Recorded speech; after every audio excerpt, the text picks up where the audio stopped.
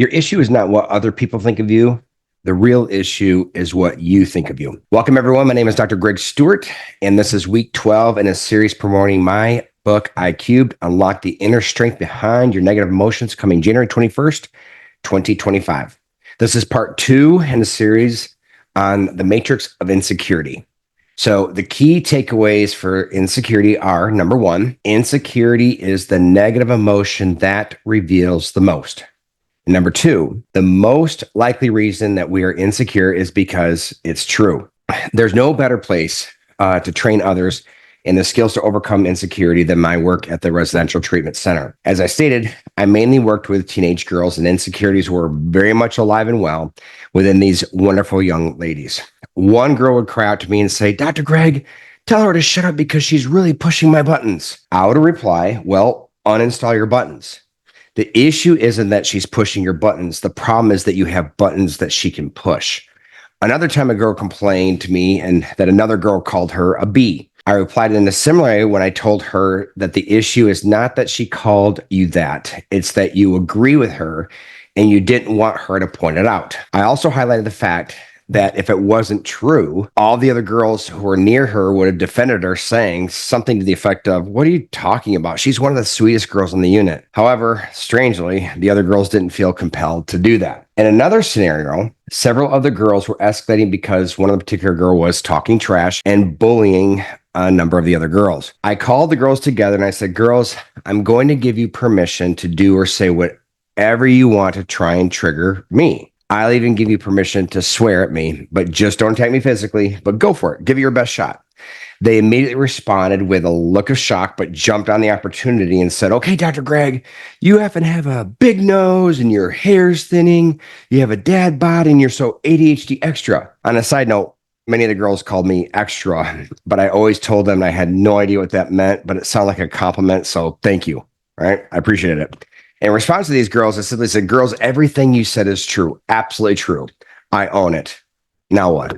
Literally every girl, even the mean ones, just shrugged their shoulders and said, I don't know, nothing." It ended it. It may seem to you that these responses that I had with these girls lacked empathy, but I already developed a deep trust and rapport with these girls first before I had freedom to be this honest with them. Further, I would have regular conversations with the girls to teach them the same principles in our group therapy sessions. The goal was to empower them and believe that their environment, whether it be their unhealthy home, school, or even the RTC, has no power over them if they choose for it not to have any power over them. If their environment did expose a truth, then they need to have the right amount of negative emotions and just simply own it, apologize for it, promise to work on it, etc.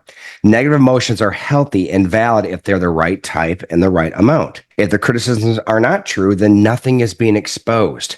And if we all realize that if the criticism is not rational, healthy, wise, or right, then it's exposing the criticizer, not the one being criticized. I get frustrated with our current culture because it places the entire responsibility of the management of our negative emotions on everyone but us. I/we are responsible for our actions, especially if they're not rational, healthy, wise, right. But just because I'm responsible for my action, that does not make me culpable for your emotions. Nor do your non-rational, healthy, wise, and right actions make you responsible for my emotions. I gladly and willingly free you all from any burden or concern or responsibility for my negative emotions. A great example of this is displayed in the unpleasant topic of bullying, as I mentioned earlier. All the propaganda and teaching centers around stopping bullying behaviors. I'm not here to take away from that, obviously, but I'm absolutely proposing that we should have just as much, if not more, promotion that screams, "Stop being bullied." If you're being hated or bullied, burn your emotional energy and trying to figure out why those people have any emotional impact on you to begin with. Psychologically, how does it work? Someone insults you, whether it be true or not, and you get triggered. Why? It can only be because one of the reasons I stated earlier. The most common bullying technique these teenage girls would use on one another would be the childish, "You're ugly and you're fat." When my patients would tell me this, I would break it down with them and address each one. When it came to being ugly, I would ask them if they realized that in the not too distant future, they would either date or marry a guy who would be all over them 24/7, and they're going to wish they were uglier, right? I say that kind of a bit tongue in cheek, but it's completely a subjective evaluation on being ugly. I still wanted to enforce that the key underlying issue, not only for them, but for all of us, is this. The first two mental model formulations I want to give you in this video is this one. The issue isn't what they think of you. The issue is what you think of you. Does this negate any negative emotions or hurt from these comments? Of course not, but it does minimize them. It takes the power away from them. When it comes to the insult of being fat, I would ask them to think of a scenario where they went to the doctor for an annual checkup. I asked them plainly, would the doctor address your weight with you? If so, then feeling bad about the weight is a matter of insecurity where you don't want it exposed. What if, when a bully called you that, you would reply with, you know what? I agree. I went to the doctor and he talked to me about it. I connected with the nutritionist and just signed up for a gym membership to deal with it and work on it. What would the bully say while stunned at your response? Okay, well, I guess good job. Is the bully wrong? Of course the bully is wrong, but these precious girls don't have any control over the bully, but they do have control over their response to the bully. The success of this entire premise lies in being able to take power away from the environment, as well as having the security and confidence to walk into what is true. The truth will set you free. Lies will keep you in bondage. People can be crushingly hurtful. We all know this, but so can we, honestly. Whenever I notice myself being extremely bothered and upset by someone, I train myself to switch from burning energy processing them to figuring out why I was so emotional about it. I would keep asking myself the question, what is being exposed in you, Greg? I just kept having to focus on that. What is being exposed in you?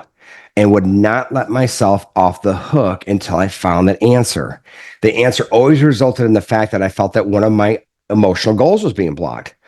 Emotional goal of I wanted to be respected, loved, pursued, sought out, validated, encouraged, etc. Whatever it was, my negative opinion of what someone else did or didn't do was rational, healthy, wise, and right. But the negative emotion I was feeling was way too inflated. It was my issue, not theirs. I wanted to take power away from my environment, and the only way I could do that was to walk into my negative emotions and come face to face with my own insecurities. My insecurities were not their issue to solve. It was my responsibility to solve them. Our culture can try and continue and force everyone to mold themselves to other people's insecurities, but it will never work in the end. Why? For one, everyone inherently knows that they're not responsible for other people's insecurities, especially if they're being asked to respond to that insecure person in ways that are irrational, unhealthy, unwise, or just plain wrong. Additionally, the insecure person will never find peace by placing all the power in the environment. The second mental model formulation is this. Say, nothing bothers me unless it should. Again, nothing bothers me unless it should. I encourage clients to repeat this phrase to themselves over and over. It is much more difficult to try and walk backwards from a level of high emotional intensity, figuring out what's being exposed, and then landing on the right amount of negative emotional energy. What I'm teaching you is to train your mental model to impulsively go through the door, to figure out what's being exposed of you instead of natural impulse of standing outside, looking at everything and everyone in the environment and passing out blame like a deck of cards. Just start with, nothing bothers me.